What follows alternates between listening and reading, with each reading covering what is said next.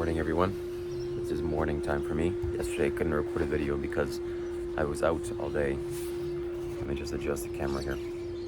I was out all day acquiring a bicycle.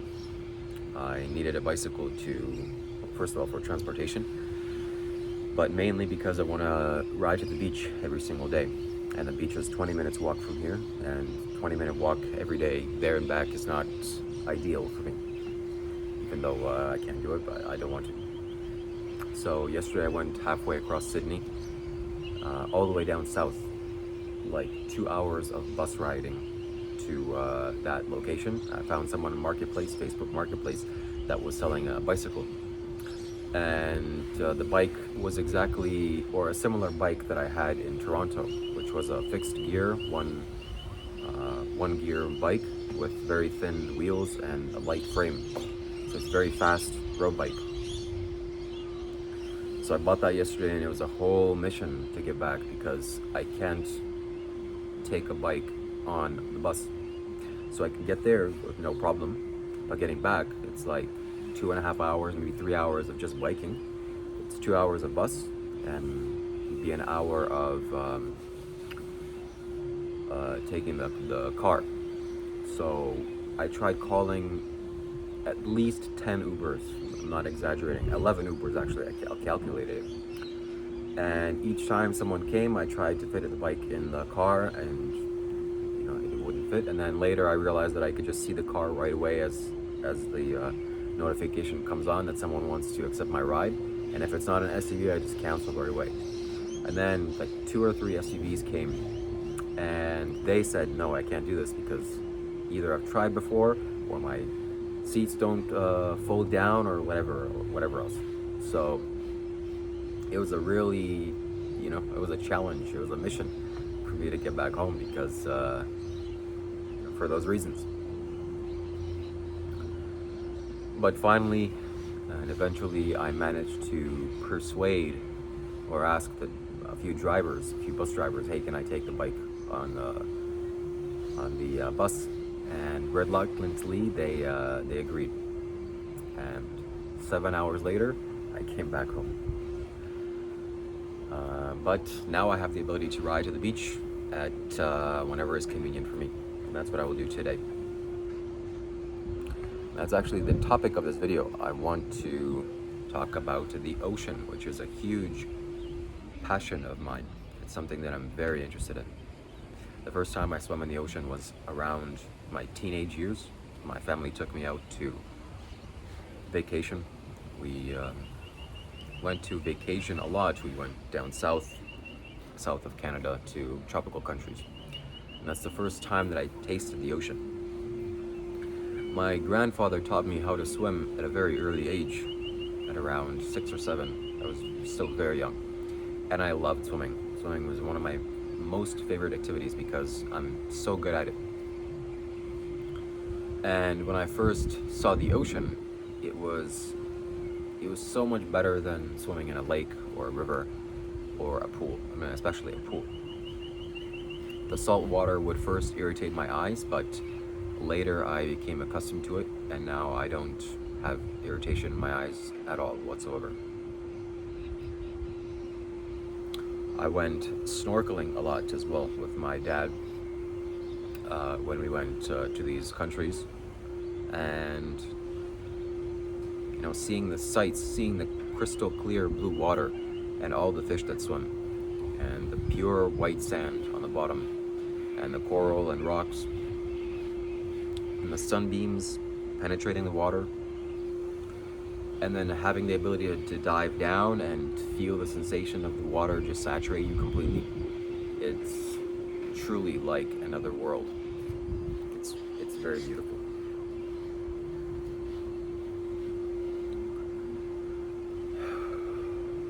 I've always wanted to live next to the beach.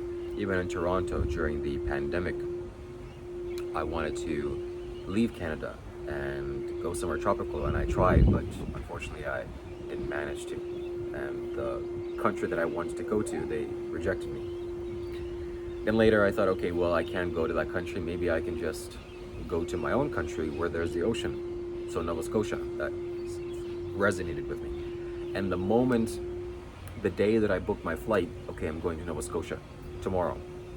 That day, the mayor of Nova Scotia, or whoever is in charge of that province, they said, "Oh, sorry, we're canceling any flights to Nova Scotia because of the pandemic, and from now until, I don't know, a few months from now." I'm like, "Oh, fantastic! I lost my plane ticket, and now I can't swim in the ocean." I definitely, desperately wanted to swim in the ocean. And then, fortunately,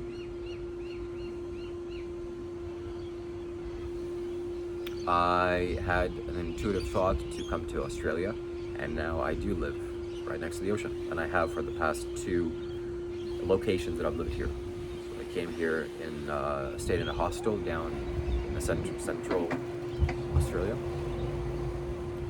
and for the last 2 places that I've rented, I've lived next to the ocean, which that's something that I've always wanted to do, live right next to the beach.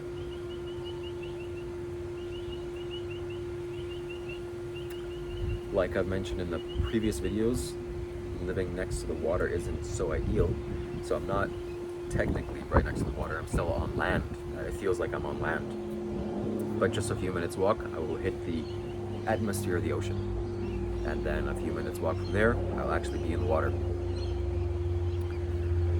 So I'm going to record 2 videos today because I couldn't post a video yesterday. And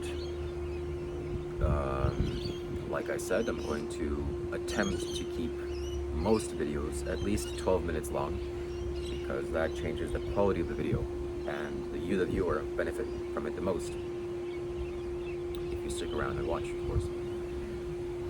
So I'm going to record this video today, just talking about my experience of the water and the ocean, and then probably later today I'm going to go swimming, actually right after this, and then I will put the camera on again and I'll record myself, and you will notice the difference, the quality of my being and energy, and it will be very different.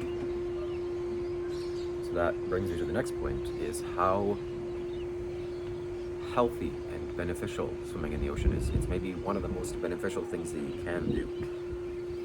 Speaking in terms of getting in contact with the elements, you can get in contact with the elements like what I'm doing right now. I don't have my shoes on, and I'm walking barefoot on the grass here. That's one way you can get in touch with the elements. Some people go as far as taking mud and rubbing themselves head to toe in mud, and that's another way of getting in contact with the elements. Another way is taking a fire bath. So having a fire, small or large, and learning how to connect the flame in a way that it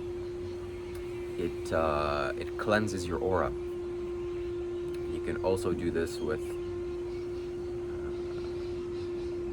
that takes some skill, of course. You need to be aware of energy and that relation. Another thing you can do is wind wash. It's kind of what I'm doing now. It's slightly windy, and I just allow the wind to pass through me and clean my energy, and it does. But one of the best ways to get in touch with the elements is to fully saturate yourself into one element, like such as water. And water is in that way that it can completely saturate you.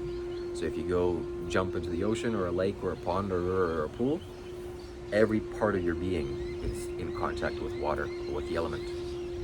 And when it comes to something like the ocean, which is a big entity, you are completely submerged in nature. It doesn't really get much nature than the wildness of the ocean. It's the biggest thing on this planet. So that's why I do it mainly. When I go swimming and I sit there for some time and I allow the waves to wash over me, it feels like I am not only cleansing myself, but connecting myself to the natural elements, to nature. And that's a very powerful thing.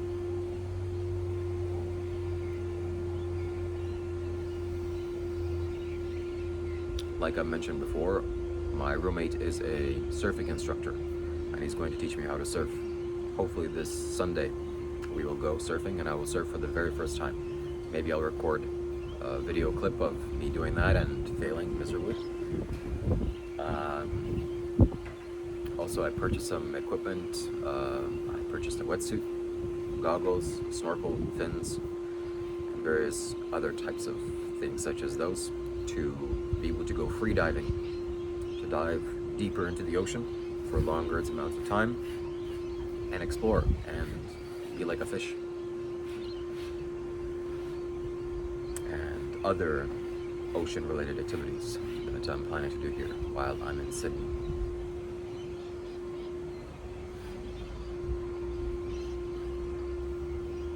Fortunately, the water is not so cold yet. It's autumn time, it's beginning to be winter.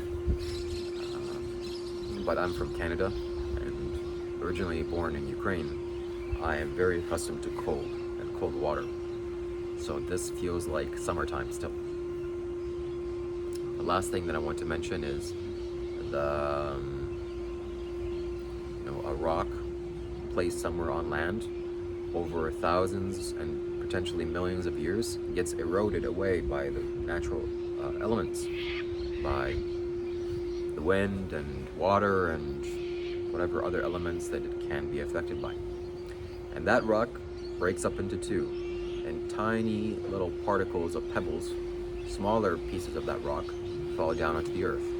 And more erosion happens on that piece of the rock.